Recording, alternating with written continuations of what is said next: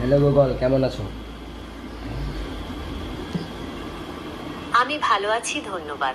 আপনি কেমন আছেন? আমি ভালো। আমার নানির নাম কি? আমি দুঃখিত, আয়? কিন্তু আমার কাছে আপনার নানির নাম সম্পর্কিত কোনো তথ্য নেই।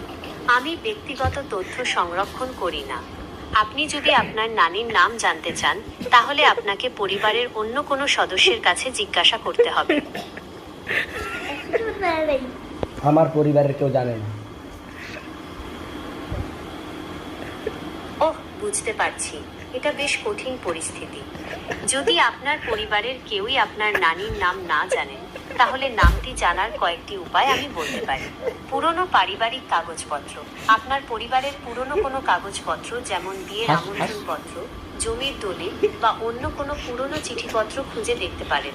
সেখানে হয়তো আপনার নানির নাম উল্লেখ থাকতে পারে।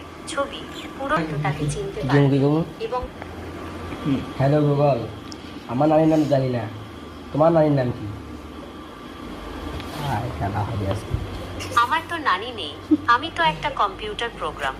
আমার কোনো পরিবার বা আত্মীয় স্বজন নেই। আপনার নানির নাম জানার জন্য আমি উপরে কিছু উপায় বলেছি, সেগুলো কি আপনি চেষ্টা করে দেখেছেন? যদি কোনো নতুন তথ্য পান, চেষ্টা করিও নাই, চেষ্টা করতে চাইও না। ঠিক আছে। যদি আপনি চেষ্টা করতে না চান, তাহলে তো আমার আর কিছু বলার নেই। যদি কখনো আপনার মতো বদলায়, তাহলে আমি সাহায্য করতে প্রস্তুত। তাহলে তুই কোদ মারা খা। আমি দুঃখিত, কিন্তু আমি এই ধরনের ভাষা ব্যবহার করতে পারি না। আমি একটি সহায়ক এবং সম্মানজনক কথোপকথন বজায় রাখতে চাই।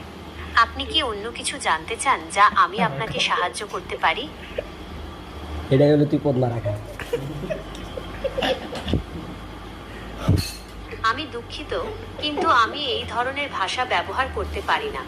আমার তাহলে তুই আবার কোদ মারা খা। আমি দুঃখিত, কিন্তু আমি বুঝতে পারি। দুঃখিত হলে আরো জোরে কোদ মারা খা। আর দেয় না দি, হায় হায়, আর দেয় না।